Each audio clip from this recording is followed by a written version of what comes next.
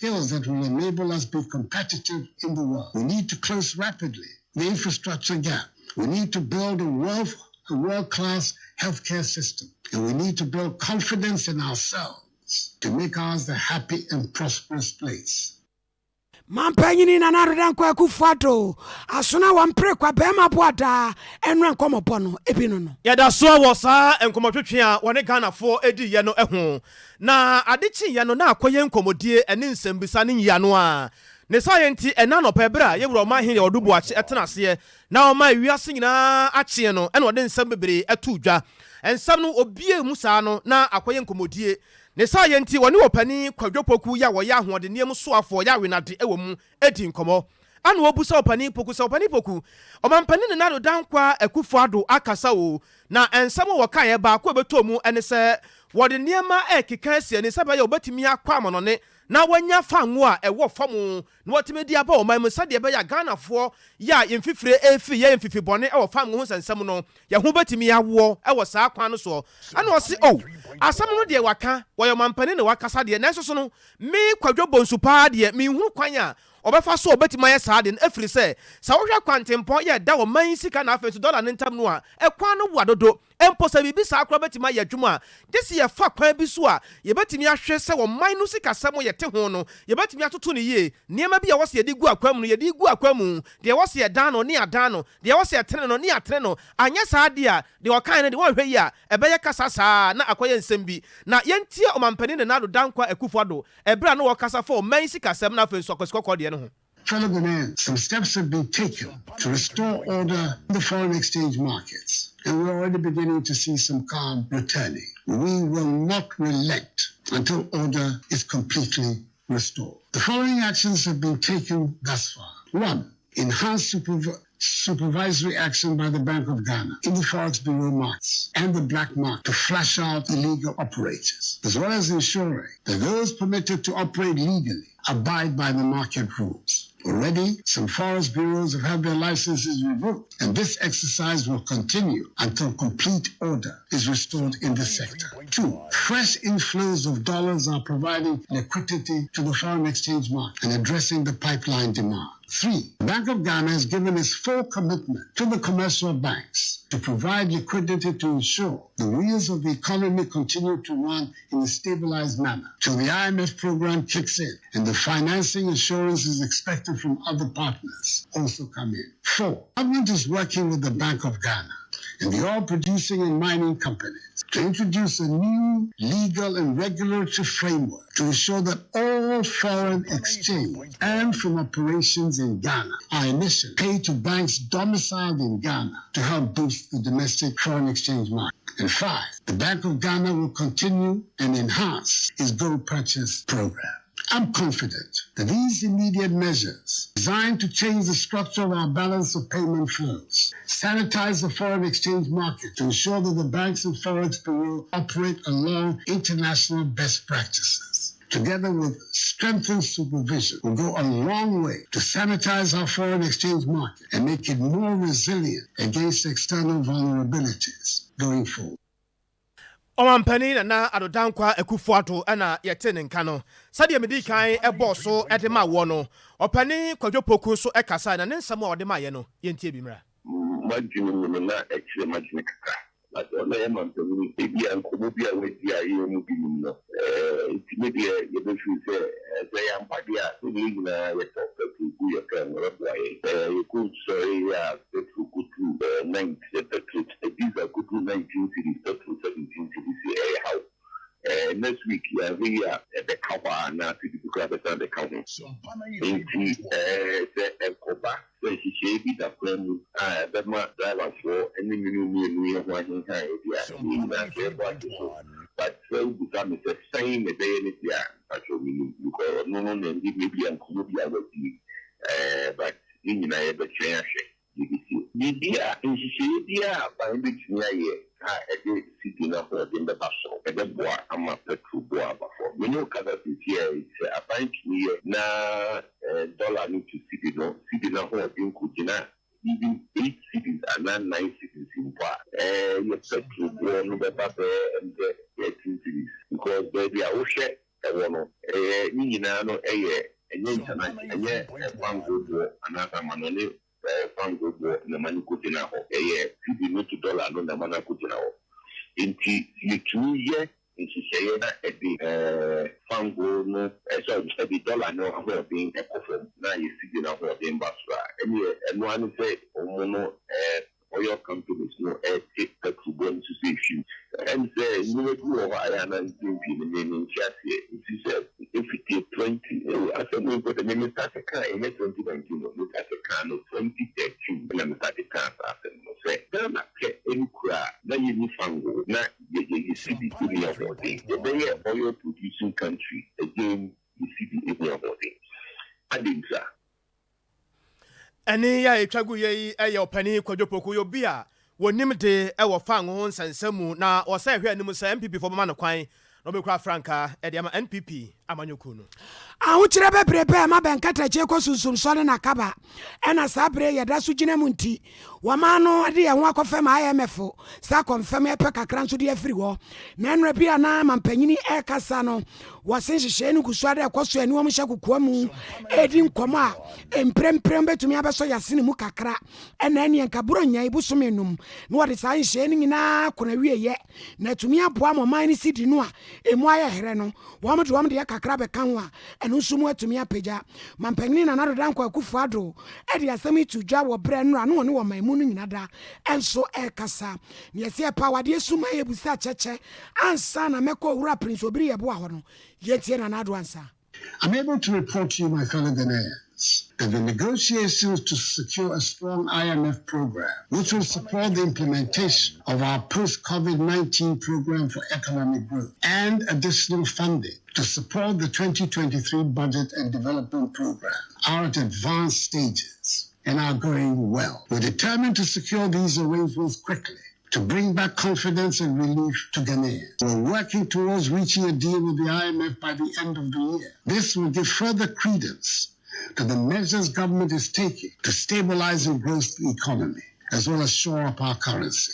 I know that the increasing cost of living is the number one concern for all of us. It is driven by fast escalating fuel prices at the pumps, which is caused by high crude oil prices in the world market and our depreciated currency. I know that this is putting intolerable pressure on families and businesses. I know that people are being driven to make choices they should not have to make. And I know that it has led to the devaluation of capital of traders and painfully accumulated savings. Furthermore, government is working to secure reliable and regular sources of affordable petroleum products for the Ghanaian market. It is expected that this arrangement, when successful, coupled with a stable currency, will halt the escalation of fuel prices and bring relief to us all. I'm able to report to you, my fellow Ghanaians, that the negotiations to secure a strong IMF...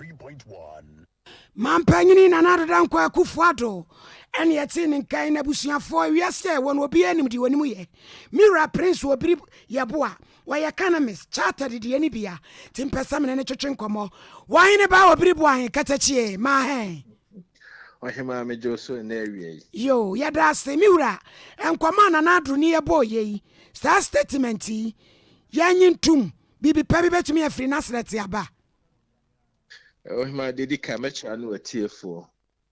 the mechanic say Ghana for nyina na yenyin ntum for now because Nanado Dankwa any the only president that we have and Ghana for the Omani Tumiashan and Sasa the next 4 years ono na nhwe entoto oman no emfa yenko the promised land iti bibibia woka ye no yenyina yenyin ntum na de betimi aye ede aboa no se de be ya Ghana befa na ntum apefra no yenyina anya mfamwa anya ne sa next year decide se ye be ye te se de ne ye dada na wotwetwe mu na ahwe within 3 days eniema bo ewo manim nyina aye more than double the war to ade no unim se ne unya mfaso ne but the reality is that within the short period you are also losing enti nyina anyintum even though ebi wo ho a we to secure bitmi at the measures papa bi dan the or the better to ho ne sisia no amiama enya immediate results but on the whole I would say why na president I they say even what be anymore in the midst of these challenges no abakasa akere o man no yenyentum yen fanye adwuma Nana obri wakase ye nyina ye mo e mampani sa ka se ekwan ba ko ebetimi aboa ne se ye bebo ye homoden se ye betu ato etijare wono mo ka bom na wo de hihye yaba Ghana fo nso ne ye mpetu otu ya ye di tua ya no wana ye afi eno so kwan ba so na ara ebetimi afa so ne ba me ne mo akasa wo mre bi atwam akase we banker the nessa wo malona the every thinking of Ghanaian is that sikana wo dem na bosia no kwa wo mpeso be den obetua Ghana ni bia mpetu otua Ghana ni bia age bosia wo mpeso be den obetua ba oman ne yentimi nchichire abra yentua to mfa nye den emfa ma aban no na wo hwe mpempenso a yewe mu a adisedi a mede beto aban nim ne se obi bia wo tua to samre no eye ne den already tete no na eye den ye mpetu otua ba samre no etu otua aye den fi se enne sika wo de bekwa akoto enema ne no ade bechen na asesa ama usika na ho den eden abafom enti obi yi bi de akwa akotua to a na eden na ye ne ya enti dedikai aban ne measures na odi agu ho no ye nhwe se ede stability be den ebeba ede ne ma bo be den ebegina enti obi nim se ma ade ni buoni eto asesa me de tusu ni meton wi a mekwa akofa na wo bo sei ne so wie nu oyi proportion na da so na de akotua to de ama aban na enha adwene ba wo hwe ne de ekọ na despite say by nature yem petu otua no and because of eniema bo ekosoro eba from nti no ama tu otua aye more difficult and say ebo a wobekọ akoto wa de ne no wobeton be wi a wo kina wo de bekọ se wo kwa akoto bi mu no na ebo na eden asesa nti wo yi bi de akwa akotua to a na eya ye se wo capital na wo sa de yeden etua to no nti the measures na ban ne de atoto no ye mompa ye se betim the stability ebema ne ma agina din na afi no ne ya hwe de ebe ya de aka ho ama economy na yeden afa no ntuma pefra Jobri buahin wasan ka se sika no kwan a yenhwe stores akese companies akese organa ha more foi wo mo ya ne asese sika ne de ko alaji for black market ne dollars no eno so am the measures bi be go akwam a ye betumi na ra san hye betumi ayadwuma Ghana ha minu aba me patwemi din obri ebo a matikatachi anofo mbrajo bosome ana na wotwemi ense etwa mu minimu di nkomo ana na wunu abema na interview me na obusa me se emra ye wumi die na betumi aye ama me ka se the normal economic practice ye ko school ye question ye say eniema bo okosoro ye we ed inflation beba from no enne enya adwuma biem enti se wo pe solution to problem a wo face say na you must do the unthinkable ema me manfa to ho the Emirates airline say Nigeria ba de ne ka 85 million Nigeria ba ka kire ne say o ma ne transfer sika ne de kwa naira ne performance ebeden ebeba from Emma Emirates say at the Hobufu say Tana Chedia was suspending a flight to Nigeria ba so danase mean follow who the SC by Emirates airline anchor Nigeria no elupri edashe de eko Nigeria now se me de yam fato ho agina Ghana de issue empempenso a ya beduro no ye hia drastic measures and sana economy netimi ayeden aye stable the normal economic persuasions na ye abane pursue no enye adwuma intimine abane ya adwene se woma omu wo market woma omu wo omu dwuma companies eframa no ne abebie wa ha sei omu profit na what should be omu convert into dollars no ma transfer the kono the governments must put a freeze and answer directives ewo yeden ewo home because they are operating in Ghana because say or maybe o ha a friend Ghana say ya anye ne neso o man ne ba they may not have the chance to mo be adwuma ne bi intimini aban ne ya adwene e wo emergency a wo mo ton stores president friend profiteering wo ma adwene ne say ye de mfaso nko an e be den ye benya no there should be some level of control said the aban ne ka wo ma ankwankwa adwuma wo mu frama no ne so no aban no emfa measures ento so about e kombe fa so aremeti wo mu profit de den e de akọ again almost person almost store even dollars and also almost store dollars not in a bank because a business say no or the measures a free and nekwe who dollar account now open sika or the measure say babe aban should do step further to make sure say Ghana for will still not hold the dollar in the hard currency ebema sika na de after depreciate ye anyway ya the economic stability na ye den ye pe no ebebo my Ghana one say papa mpe bebre no saban bia the measures ebeba na ebetumi aboa yen a asebema temamufo no ye ho akire yen eba say opposition ni say aban ni insensitive one so aban bi adwen next elections etutumi say aban no well nya pepa so obeye ade na obeye nanso akukudura wode beye no na ye gina ho wei sa hihye wei o me yeso mbeye a e de ahokire kakra beba aban ni betumi agina enya akukuduro de aye Minuaba medical mo di nkomomre bi atwam efa 11 ho Ghana for ye very sensitive na meka kire won nese baby a oman akoduru ne no enye Ghana ni bia enije enti obi bia eya na motu a ede oman na ebaba besi ne dadam ama do maybe ubetimi atena oman nim for so long a period na niam abo nsesa ye no bibibia de ebeko bia Ghana for beje atum wa obe try say obe sori etia sa niam ni nyina ne Ghana for be sori de etia enne se wo US dollars edi good dem a emfaso bia ne so enne se wato niema e de ahode a emfaso bia ne so because the general feeling of the country no affect wa wo sika wa wuni sika obi na born no nyuma mere sisa no si nyina ya bro pepepe wo sika wuni sika enne sunsun so ebi account because oniema na wakofa de aba no eye hiafo ye 1 cedi ye 2 cedi ana ye de to ema wo benya sika ne bibra wo de be ye odefo enti de America de atwa to ne say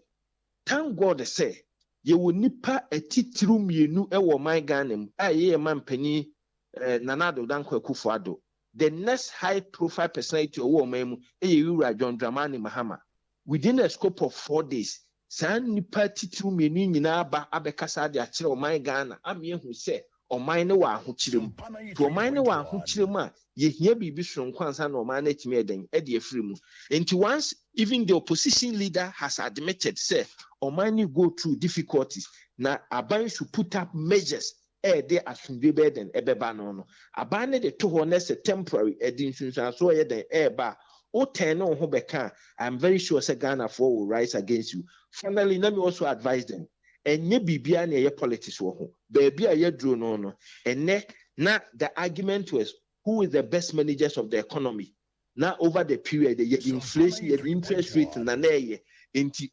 abamu for because NDC for any economy manage the SCA omunyina hu baby obi a level ye den eda etuo adwobre obi amfa ni tuo nkotwe de eda ne ye hwe oman ne puntuo me kire NDC mumfa de ade adru sambe ne ento aso eme yenye politics because sidi ne tete pansama oba ensa ma na chibiem aho kire dodo na be den ebeba ye nyina de obi anim no yenka mum ne mfa emwa oman ne nchekire ye Iramija wa mwako no si bia fi be ko na wie na ye ne IMF nkomodie ne awie ugitum ye bom pae ye sibo mo chief nso ase be kasa danchimo wa enyi na chi nti se ye man panyin ba be kasa ase mu ya me a me kai free graphic mu mintimi nye den enyi achi ba ye pae bone se beyond the IMF ede na Ghana and one of the areas man panyin kasa ya mani anye ho that we want to restore microfinance stability with the help or through the support of 3 billion for IMF. Nasem ne say ye the macroeconomic stability and ye oman mu mayemre ba ye je mwade free IMF wo. Nanka me pese me hu ne say we should start planning Ghana beyond nana mantra say Ghana beyond aid. Unfortunately, and the SC na kakra ne bosome kakra ama Ghana beyond aid no and hoodi but yen twaso plan Ghana beyond the IMF because IMF no beba beyond IMF e de na ye iti IMF ye bom pa ye se animu ya ahokyira ye omu de omu beba besu emu ba oman na esese adwene beyond IMF yen hu kwa ye de oman ne befa so ira onyame nhira na omani mudia ne no so abribia na mabawai me da si pi mini aba na me nhira ora prince obri ye boa ɔyɛ economist yɛ ɛbɛka sɛ financial aspect ɛneɛ wɔyɛ afurukutu paa pabene paa bɛsikasɛ mu onyada agye paapaa mu ne nkɔmmɔdeɛ bi ne ɛkɔtie no ɛno ada ɔmampani ne nado dankwa Akufo-Addo nsɛm a ɔne Ghanafoɔ ɛkyɛeɛ no mu ana yɛda so a yɛbusa nsɛm na afei so yɛdi nkɔmmɔ wɔ mu na yɛahwɛ sɛdeɛ nsɛm no yɛbɛsi yɛahwie na yɛde afa ɛnɛ anɔpa yi yɛwura ɔmahene wɔde buakye ɛtoa so a ɛdi nkɔmmɔ bi na wɔne nwoma mu ɔbɛmfo mawutɔ ɛdi nkɔmmɔ wɔpani no wɔkyerɛdeɛ ɛwɔ UPSA ɛna wɔbusa no sɛ papa yɛma mpani ne nado dankwa Akufo-Addo wɔne Ghanafoɔ nyinaa kasa sɛdeɛ covid berɛ no na wɔne yɛ kasa no na wogye nsɛm sɛ no wɔse o meka no plane nyɛ sɛ bia plane fa ohwɛ deɛ nnura deɛ kɔɔ so mampani ne nado dankwa Akufo-Addo ampa wayɛ adeɛ papapapapapapa ɛkyerɛ sɛ nkakra sɛ nkɔmampani bɛyɛ ne sɛ yi a ɛnka nipa bi mbu a asɛ ateatena ɔngyidie ɛhinhim asɛ ɔmo hɛ da nhunu bonkum mfiri nifa no nka ɔmbɛtumi akɔ ɔmo anim tentensoɔ paa ayɛ nneɛma bi de aboa ban ɛfiri sɛdeɛ nneɛma asi keka kɔ ne ahokyerɛ nketenkete bi ti no ama Ghanafoɔ ankasa gyidie wɔ aban. I always say that when you take some study of countries in crisis, when you try to bring controls in the system, the market will react. Ɛne yɛ a ɛtwagu yɛ ɛyɛ nwoma mu ɔbɛmfo mawutɔ ɛna yɛte ne nkan wɔdi ne dwuma sɛ kyerɛkyerɛ ne ɛwɔ UPSA. yɛto akaseɛ pɔ no ɛso mmarahyɛ badwane a wɔgyina mu ma adehyɛ wɔ ɔfe so ɛte fia batɔ mpɛsua so ɔsoafoɔ abɛdi akyire yɛ a wɔbɔ adwuma nkuro nketewa ntiti mu nsɛm so no mu nyamfoɔ Collins Augustine ntim ɛne wɔka sɛ asɛmbiri sika a yɛde berɛ wɔnom sɛ kɔmmɔn fund wɔde bɔ wɔ mu adwuma no nyame wɔnom anya bi wɔne Sompa ne twetwe nkɔmmɔ a anso wada a wɔde mmarahyɛ badwafoɔ nso deɛ ka ho sɛ wɔn nso deɛ no aba na no de afotuo de ma abaa na amusifoɔ ne sɛ internal generated fund ya efra na IGF no eso amomo amani kwa ho papa sanse no ene betumi abo mu mpuntuo ye ho kopem se da biade de ne to eye aban de no so na ma ya na dwumadi awoduro ni nyina da si twetwe to omonyere wo no ho e wo IGF no so e ho na enye so sika nko na aban to the Ministry of Local Government will the year sense of performance program a DPAT assessment with assemblies no donor organization a partner the ministry local organization DNCFR and also the Disicaba Afipia based on the assessment and a range between 200,000 Ghana cedis to 1.2 million Ghana cedis. Over passing first Ghana, more than 3 months ago for the year. And as common funds, the first and second quarter, now it was in arrears. Friday, so first and second quarter, assembly here, I'm sure I will say the other corner council, the room said they are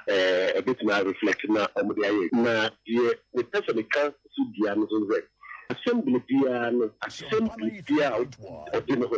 not common fund, no one scouts or the so you would be against internal limited fund. Cannot then the dear out of the assembly. I was so timid this has career, she's like this has career. That's kind of class of a common fund. And made this like a responsible grant I did by annual and based on assessment. The common financial and massive takra. You can say yes for how the base is a shape degree on assembly, the big work, now the question of this ability and the question to suggest last Friday, the third and second quarter of MPC common fund. MPC are a constituency fund. It is not MP fund, constituency fund. A common fund, 25% of their assembly. Now they are located for the constituency and not the MP it authorizes a green. That is the rule. It is not MP fund. It is for the development of the constituency. Way on Monyan for Collins Augustine in Tim. Ya wano ya this year of fence so etivia baton pesuye wamum rashabijani.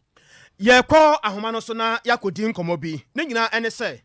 omampani na nado dankwa Akufo-Addo de atodwa akyere se ebra so se wode niema bi egu akwamu yie pa ne nyina akyere se sɛ obi ɛyɛ ntakrabo a bo hansa ne nneɛma ya wɔde yɛ adwuma no nyinaa no na wɔkra edi firi amonone nti wɔde nneɛma ɛbɛto ho ansa na watumi ahwɛ sɛdeɛ kwan yɛ bɛfa so a yɛbɛtumi ayɛ saa adeɛ no ɛfiri sɛ wosɔre yaa wokɔkra aburo awio ɛne nneɛma bi a wode bɛyɛ adwuma ma wo ntakraboa no ba ne saa no a na ɛha dwen paa ne saa yɛ nti nso wɔde nneɛma bi gu akwan mu a na ɛsi saa kwan no a ɛbɛboa yie papapapapapapa ama nneɛma nyinaa nso atumi akɔ so ba ne saa kora no a nananom akuafoɔ yɛ buru bosu wɔ man mu kɔba ansa na yɛnya biribi ade no wobɔ nso na ɔmo nso ho ayɛ dene paa na adeɛ no woyaa na abɔ wo so woyaa na abɔ wo so a adane a akwasikɔkɔɔ deɛ ɛna bɛbu nkama fa yɛ deɛ no so a ɛba ne saa na yɛne akuafoɔ ani yie yɛbɛdi nkɔmmɔ na yɛntie His Excellency Nana Adodankwa Akufo-Addo ansa. Fellow Ghanaians, we will review the standards required for imports into the country.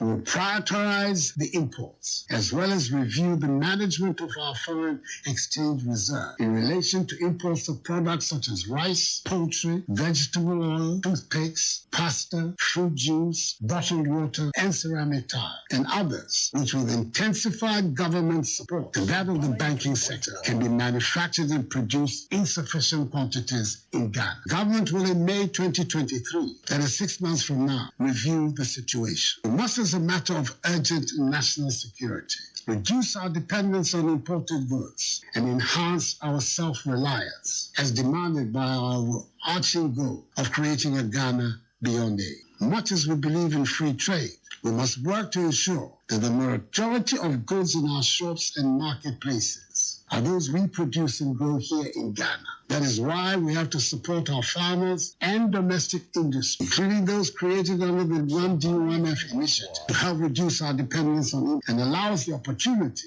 to export more and more of our products and guarantee a stable currency that will present a high level of predictability for citizens and the business community. Exports, not imports, must be our mantra. Accra, after all, hosts the headquarters of the Secretariat of the African Continental Free Trade Area. His Excellency Nana Adodankwa Akufo-Addo ana yɛte ne nkan yɛpɛ sɛ yɛdi nkɔmmɔ kakra sɛdeɛ mehyɛ me kasa no aseɛ no ɔman mu no nyinaa panimpa a ɛde ma wɔne a wɔyɛ ntakraboa wɔn kabom kuo no ne din ɛne owura Victor Ɔpɔwakye yi papa awurade asomdwe nka wɔ Sompa FM so ne ejo so ebru papa na wapɔ te sɛn awurade adaro ma me ho yɛ pa ɛno ada yɛma mpani na Nana Adodankwa Akufo-Addo ne Ghanafoɔ ɛkyɛ nsɛm ya nsɛm no bi ɛbɛsi so sɛ wɔde nneɛma ɛbɛgu akwa mu sɛdeɛ ɛbɛyɛ a mpɛmpini mu adwuma a moyɛ no nneɛma ne nnuane ahodoɔ a mokra fra ma no ne ba wɔ man mu no wɔde nhyehyɛeɛ ne mmara bi bɛto ho na asi saa kwan no na gya mo amatimi anya ahoɔden wɔ man mu na amatimi aboa adwuma no a moyɛ no papa yɛnhwɛ no asɛm yi menim sɛ wote bi a wote ya wo sɔ mu sɛn ɛhɔ kakra yi yo mida se bebre amintia atiefuru nyinaa me ankasa de man sɛ de ntie na me wɔ baabi ba sɛ de okay de na kyɛ sɛ asɛm papa de ma yɛ bisɛ sɛ wohwɛ a for so many years ɛne aka saa asɛm wei sɛ nneɛma a yɛkra ba ɔman mu no egu yɛ adwuma sɛ sɛ deɛ poultry adwuma no deɛ metumi aka sɛ 70% of the farmers no they are not in operation ama ahokyerɛ aba poultry mu ama sɛ no sɛ intervention bia a ama deɛ wahwɛ a yɛnya poultry farmer baako koraa na ne nyinaa ne sɛ adwuma a ɛsɛ sɛ yɛyɛ wɔ ha no obi yɛ wɔ ne man so ɛkra ɛyɛ ɛde create jobs wɔ hɔ na yɛyɛ akɔfa aba na asa bɛha yɛn exchange rate every year and I make fun say last year over $600 million ɛde yɛde kra nkokɔ ba a ɔman mu ɛyɛ ade a yɛaka ho nsɛm saa nti ama poultry adwuma no nyinaa ntumi nkɔ so nti sɛ ɔmapani ɛɛka saa asɛm yi deɛ yɛgye tom yɛsom afei aka nhyehyɛeɛ a yɛn nyinaa bɛka abom ni ahwɛ sɛ asɛm a ɔmampani aka no yɛde yɛ adwuma ɛno koraa na sɛ sɛ yɛhia yɛn papa yɛnhwɛ adeɛ sɛ mosu akyɛ ɛna mo adwuma no a moyɛ no nso no efie biara mu no bɛkɔ na kosua wɔ hɔ fie bia bɛkɔ biara na akokɔ nam wɔ hɔ saa nhyehyɛeɛ wei ne ade a baabi a bɛduru yɛ aban de saa asɛm wei ato dwa no papa na wonyi ne sanke yɛbɛtumi ayɛ ho biribi dadaada nnora koraa ɛna medi kan kaeɛ no ɛyɛ asɛm a yɛaka ho asɛm akyɛ for so many years na yɛahwɛ yɛayɛ ahwɛ han ma poultry adwuma no sɛ ɛni nyinasoɔ biara konkɔn hɔ ɛfiri sɛ medical ka poultry farmers emu over 70% deɛ ɛyɛ adeɛ a wɔn adwuma no agu koraa kakra na aka no nso emu ɔden nti ɛyɛ adeɛ a na da biara yɛka sɛ adeɛ wɔ ebetumi aboa ama nipa bebree anya adwuma ayɛ ɛbɛboa ama atoto Ghana sikasɛm sɛ yɛde $600 million ɛkra nkokɔba wɔ abere a emu 100 million kura betumi aboa ami etumi aproduce yɛn nkokɔ nyinaa wɔ ha ɛgye sɛ kra na yɛkra no na ɛde ɔhaw kɛseɛ ne na ɛma ɔman no nti yɛayɛ ahwɛ ha akyɛ bayɛse akyea emu yi nti sɛ ɔmampani ɛka saa deɛ a yɛnhwɛ nti hyɛ a yɛde bɛgu kwan mu na ami etumi aproduce wɔ ha sɛ yi na dollar na pressure ba so da biara no etumi akɔ fam na etumi yɛafa kwan no so ɛsaa de creative jobs ama nipa bebree anya adwuma yɛ nti yɛda n'ase ba ɔde n'ano aka no yɛma ɔseɛ ɛnyɛ ɔyɔ na yɛn nyinaa ho sɛ afei deɛ Ghana yɛri ɛnam papa ɛnyɛ nkoko a egu fridge mu anaa yɛastore na kyɛ for 5 years ne ade na yɛde brɛ Ghana fo awe afei Ghana fo ɛri local chicken ɛyɛ ade ɛho hia paa wada roma mi gyawa mu akɔ yɛnhwɛ adeɛ bi wɔ ha sɛ yi kuadwuma yɛ ade a aban biara no so onya akonya bɛtena so sɛ ɔmampani a wɔka ho asɛm yɛ a wɔpɛ sɛ wɔkyerɛ sɛ kuadwuma adeɛ da nakoma so paa baabi a yɛabɛduru ne osu a yɛ a musu no wogire sɛ aban a aba kɔ ne aban a wɔso sɛsi a no kuadwuma ho nsɛm no yɛ na ɛhɛ da nyɛ ɔmo ade hiadeɛ papa wɔ ho yes saa na mɛka no ɛsɛ kuadwuma no yɛma yɛni ɛnkɔ ho efiade etwa mi ya na mefiri Morocco bae Morocco for almost your budget. 50% of the budget no a cook adwuma mu. Ɛna o pesa wo kra nkokɔ ana aduane ba tax a yɛde ma wo no. Nti ɛnyɛ attractive. Obie no ɔde bɛba. Nti ombi bia omo ye bia no ɛyɛ local. Na every week omo produce 9 million broilers every week. Ghana han 1 year cry it been produce 500,000. Nti emu oya because Morocco population and the Ghana population ebo ho just yaya almost the same omo check kakra. Nti abibia no government bia bebia no emanani nko ekuadwuma no ho ade ha adwen so ade a yɛhwɛ net yɛtumi ayɛ ekuadwuma no yi a ebema aduane bo kra ba fam ama Ghana fo ho atɔ. Nti ntina ma omo ni ho sa ade ntia certain bia no koto beton no ni nyina so politicians no mo hu hyem bi nkoko aye kan ebi credit ana celebrities any attitude ana time bia no omo kra ne ma ne ba enti ba ne sa na kese wo go kan local production dia obia empese obeye biso omo fi say ye kraba omo nyiska wo mu sin say beye wa ha ba yenka hu say supportry and quiet to 20 years. What require between creating 1 million jobs. Anybody be brain at if you're money adwuma. Enti say me ani ko ho na say ye hwe me apagya poultry. E bet enu kwa betumi am 1 million jobs along the value chain. Enti e besre. Na ye manu nye say ya carry talk show. Na mum no implementation no is very important. E kwa be the ye fa so a ye enye say ya kan wie ne ya wie ne atiere bi. Ekwan be ni refa so a ya produce locally ama nkrofo anya local chicken na ma atimi create jobs na ma dollar na se ehura ko gina about 15 cedis a dollar no ne nyina atimi aba from because untimi nka say da bia me first card akọ ka niema wa manone wa bra e betimi aye no wa ha ya pa wadaro my yamfa na mo asam no de etodro bia na yapa wasam be kura wo kan ye mu hye sisi a ne se yo ya da se papa se o ka se mfie num na akokọ hye fridge mu sa mfie num ne asuma bre Ghana for de na ke se yapom de no ho nsam etodro bia e was aba ne ye fast e woni ma bia to ansam no ko de anime o mami ti mi se me de no de life akokọ de me pe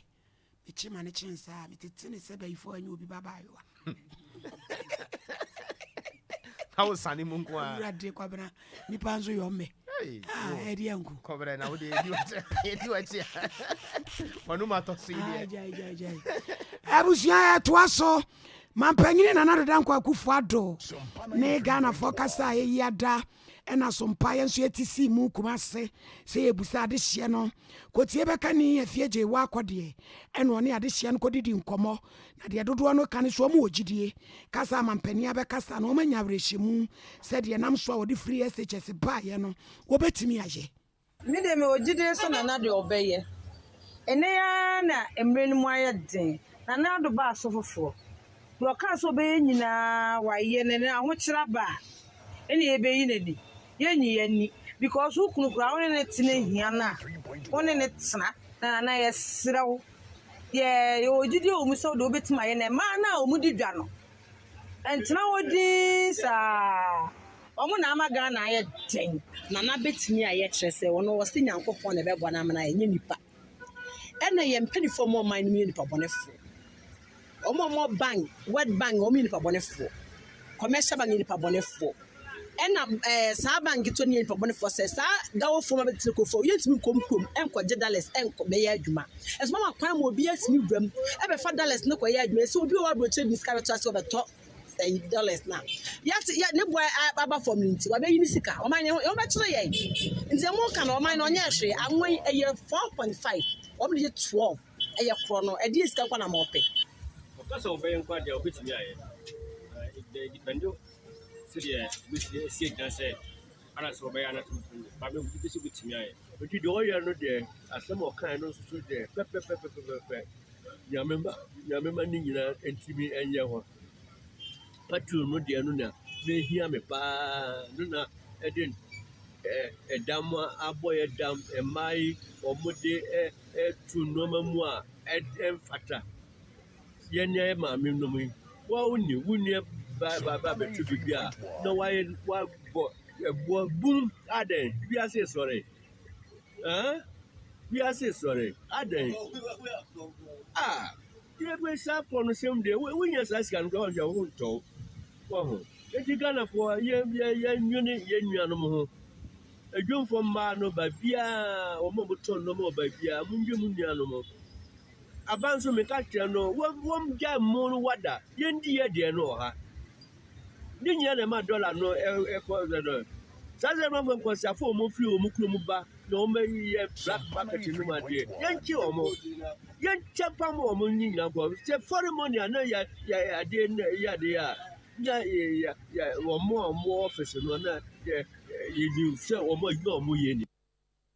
arishia wa sentimental o ene wo mo kasa no se bi ekuma mfrafo no ba no ma ba sie sika ni nyina na ye de ko na ye ho kire yen to mo ogidie se nana beye ye to aso na ya dane ye ho kakra bi aba ye ba nsem aka kire no do so wura bi di atodwa wo ye marase badwane e de ma de se ye wo twifo atimo kwa kire se oda fom twe na wo sere aban e de enti ana wo kasa sanso so na ye ba wo hene ya wo wasaje form watia for the penny na de atodwa kire se masa obia nko na chi o nko ye ne kromu yi mfa ye ne nto aban so. Hey, na fido loans say simple sir. Won so dia beto wallet mu. Just 15 minutes pay o. Egem. Mini or ton drinks or traffic mun so dia beto mu. 15 minutes pay we bia dia beto mu. We adwadini o we hwan o. We per small loan wa. Ye wo hia na wo Android phone. Wo valid ID card. Na dial *711*999#. Na fa unko download Fido app. Every Google Play Store. Fido ni ye FIDO. We na apply for the loan. Wo first time, wo ma 200 Ghana cedis na se wo twa wi a. Next time no apagem kosoro. Wo ma ko si 2000 Ghana cedis. Eye 24/7 debia. Ampo. Unko salai wo bank bia. Unhia collateral. Unhia guarantor. Sapepepe. Ye wo hia na se wa dial *711*999#. Na do wa ko download Fido app no. No apply for loan. Fido loan. L'argent est prêt. As you saying. The money is ready. Ye of a kwaku medasi. One family clinic one a koya mama who say I need a so homo bibia or yaribia. Bia na unya shia o jefo. Ene wiase nyina hu adwuma papa. One family clinic eba no honam yawo. Die yesisie. Wo to ase. Wo nan ye sifam. Se ya wo ya. Wo wo sempane. Ehyew. Wo tia famu a na ye tofo. Na ye titiriti. Stroke na achi oni paduane fa. Yawo ya ma osisi achia. Wachi na yawo ya. Wo kon wo nyini mroso. Enso nante ya ye den. Ade se okuta poma. Na onim se yade akwankro etimi de yawo ba ye nipaduam. Bi wo nso a. Na ba bia yawo no wo no. Enya ho kra na yade ne wo. Enti hyene nso. Se yawo ne ba. Ema otrimu nkoto adro no ma ne njinsem ansa. Firi se wonnim yade kra ede saa yawo yaba. Ni nyina na one family clinic wo hu nimde. Ya wo mbehwehwe hunu ba bia yawo ne firi. Se ye ntinimu honam mu ana wo nkasa yi mu. Wo de abibidro nimde ene yaresa kwaya hodo pi na eboa. Na yade bia aka de eye kokokra. Wo ye lab, scan, massage, any home care. Se e ba ofi abehwew. Wo ye bema, wo mema sam ye bonus. Sanso na oba, wo masam eye bonus. Mo ye adwuma juada kopem memnida. Anopa no watwe kopem nonu. Hwehwe omo kira kwan wo Kumasi Patase. Omo ben Brother Man Sport. Wo Estate Junction ne so ha. Afei omo asimfosu. Twefo praso. Aguna so adru. Ena mankesim. Frɛ 0546686817. Go www.onefamilyclinic.com. One Family Clinic, the pain expert. One Family Clinic. Abusiani nyina yaresabia. As the French would say, l'argent n'aime pas le bruit. To wit, money does not like noise. Sika impe dede. Where there's chaos, where there's noise, where there's unrest, you will not find money. Sompa. Se na yama wakwaba ye ko mfimfiri mantam no emu marasebo dwane de ma adehye ye wotwifo atimokwa abato mpasua no so ND samanyoko no edimu eye wonabo chief David Vonde one kasai na Vonde se wotimi sresa na ohu de wonya ne ho na ba kokura esa ka kire kura ne se na anu adra ya mampani ne na do dan kwaku fado ba santimantamu a okopie mu ewo oteka na odi nkoma ye busa na sam efa kwa abri isa na ne nsam no okan ye se de Ghana fo ete ye no ano o si wei nyina efe eno da nchan kura nso a wobatia breaking the 8 na sa asem na nye breaking the 8 o Ghana fo na me se ente ase yie na asem o mo kan nyina breaking the 8 kira se dollar no na ebe break 8 ye na nye se bia MPP aba na ebe break 8 ti ya Ghana fo ente ase pa mo amuko school ya musua brofo no mo ti ase se efe bibi idiomatic expression on de ohunu sa se ya idiomatic expression pa nya sa na yekeka ko ne breaking the 8 de e breaking the dollar e wo wani say MPP ni position awo chufotuma kwa mem e ba ne seat no a afenso MPP ni position awo presidency e ya dollar no na break 8 no fuel a break 8 wo man kasa de se wo mo be kwa ban mu adam menua anu ya na akufo adoko ka say Ghana for no onye obi na chire wo mo de wo mo nto abantu wo beto wo mo nto wo mo nyae menua ho bra se ne ni de mu se we ya ye set to asemu ya to aba ma no efe na no aba ye no onum kalipo no opacho battle is the Lord say the battle no anya is the Lord bi mu wo beto amonto amonyai no to ya yampia Ghana for ya te the be respond His Excellency John Dramani Mahama obaya president Fondi David Bekoso ya MP o chifetimokwa Ghana be fa ntima pefra Marasha bejane de ma ade say ya wo twifo atimokwa abato mpasua so mfemfere mantamu eno na ne nyina mu onsoso no mpasua no so ND samanyoko no di mutitre ni ayowura Hakim Adai wono so asem wode man samtrofoni edikan omo abayina de yina ewe no se ebeye nkabo mu ni mu a yentumi endi dwuma menko anim nti yewie ni sei yebefere na yina ya tena na ya nkabo na yedi enhihie egu apono so se na ebeya ekona wo ye ni betumi edi nkunim benefo ebu bebi se ankre hu na eye didi ankre bibi enim no won se enam foma na nam kuku se akoto bebi dia omanya yi and the MPP before yi na se omugina bebi na se omo ka se omo baji central agency ti bebre ya ane de me yesho so omo anka se nunu omo hu no mo sere ndi ye be koso ya adwuma den ya ma party no seat na e won central agency ya jibi kura aka Chifu atimokwa baton pesua no so ND samanyoko no di ntitra ni tin ene owura Hakim Adai ono na yete nkan ara usama free fifi mantamu pa Cape Coast Krobia se fro eguase ɛnora kwanhyiakyirifoɔ bi akɔ so ma nipa baako afa mu ahwere ne nkwa dumgya adwumayɛfoɔ ne sɛ wɔbrɛ na na ɔmmienu abapa ho no ɛne wɔm nya tetefo nkra wɔm kɔduruyɛ no kyɛ sɛ pirafoɔ no nyinaa yɛyi wɔm de wɔm kɔ Cape Coast ayɛ asabea nanso kaa na agya dam no deɛ na dam yɛ a ɛnumyɛ na yɛsɛ Mercedes Benz bi yɛ a ɛno yɛ deɛn ne namba no koraa ne yɛ register na mmirika tɛntɛ yɛ a wode firi mankaseɛ mu ba no kɔyɛ overtaking ne Hyundai Haze bi de kɔyɛ mosoɔ taxi bi a yɛapakeɛ de kɔdwa mu na kyɛ sɛ kɔyɛ tete fɔrefɔre ɛkwan ne so saa kɔfa saa werɛ wosɛm de baayɛ wɔma ɔmaprapra deɛ ɔkasa ma badwam dumgya adwumayɛkuo no wɔ mfimfini mantam mu DO2 Abdul Wasi Hudu wɔne Sompa atwetwe ho nkɔmmɔ. You received distress call no around 8 minutes past 2 o'clock. Say accident bio Eguasi into your rescue team. Omo di ntem call. Omo duru ho no omo observe say accident no involve 4 vehicles. One Mercedes Benz which was not registered. Another passenger vehicle which is Toyota Haze CR1177-20, Toyota Camry number CR463-18, and Hyundai i10 number CR1019-20. According to eyewitness, Mercedes Benz no offer Accra direction or back Cape Coast side. Na Toyota Haze no so almost free Cape Coast side no call Accra direction. Na Mercedes Benz no over top speed inti or try say on overtake car bi na or running into Toyota Haze no free Cape Coast no back. Inti yes we draw on Ghana Police Service. Say omba be boy nti omoba yeyi niamani azati na yedima police no so na police service so almost shall see the investigation into the cause of the accident. Nti checks from Cape Coast Teaching Hospital show say one person nyamidie na 8 other people nso Mwapra na omo nyina wo Cape Coast Teaching Hospital. Wara Abdul Wasi Hudu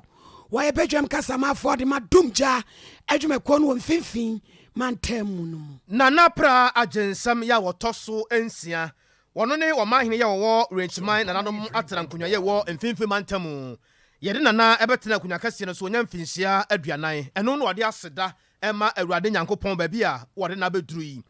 na ebra obo dwadata na ne manfo ebonsam edema no ne ade no a ɛna wɔkyehene wɔsagefo amoatia oforipani na nanso ebepie mu wase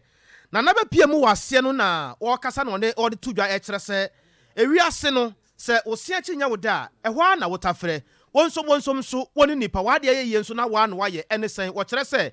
me kwabena kase ya mete ha ya me kasa yi sɛ me kuro ma hafo mehame a ade ba akopɛ na wɔsɛba ma adwene mu menhwehwɛ me teacher ni a wodi ka kyerɛ made ɛwɔ junior high school primary ni ba bia me wosika mbotom a menyima no me wie pɛ menkɔ ba bia me kɔ primary no ɔsɛe kurom menkɔ hɔ menya koduru ɔsɛe kurom ya wahafo mehame wɔn pɛ a sɛ dan no ba bia bu a mento me botom na menyi cement bag sika bɛsɛ bia ahanu ahasa na me fa ma school sɛ monye na mo fa nsiesie dan no ye ɛno akyi no so mu ni bibia menhwɛ sɛ matima ya ma afa mu de pa ɛde aboa wɔ mo ne saa yɛ nti wɔ ka kyerɛ wɔn yɛ watra bosompo no odi pa wɔn kɔfa man so sɛ masa mo ba fie no mo fa ma yɛ ka atɔ mo ba fie mo fa ma yɛ dan brosan ne nneɛma kakraka ne kokoti sam mo nkɔ ba bi a mo saase no mo manfo mo boa mo akyerɛkyerɛfo mo so mo mu ɛbra mo wɔfam no mo moa wɔ mo na wɔn so no enidi ubetumi akɔ sukuu akɔsua de akɔdu akyire ubetumi anya sika asisi adan abodin a wodin hyɛtrɛ na sɛ woni kuro bi a wobɛfrɛ no sɛ wokuro a na wasɛm awerɛho ɛnti afotu a wɔ mu ɛnɛ momyɛnkɔ yɛn nkyi momyɛnkɔ yɛn kurom baabi yɛtete wɔ sɛ wonya sika wɔ nkran kɔ kurom aberewa no a ɔhwɛ wo sukuu no aduane ma wo no obi hɔ koraa no ni bi yɛtɔn yɛn ntoma and a man would answer cool coy. Yeah, bread room. Never catch up to us, my brother. Metas. What is any no chow, Diano? You know, who now coy no. So die be to tour. Bra, now Sika Wanya and Fabisi.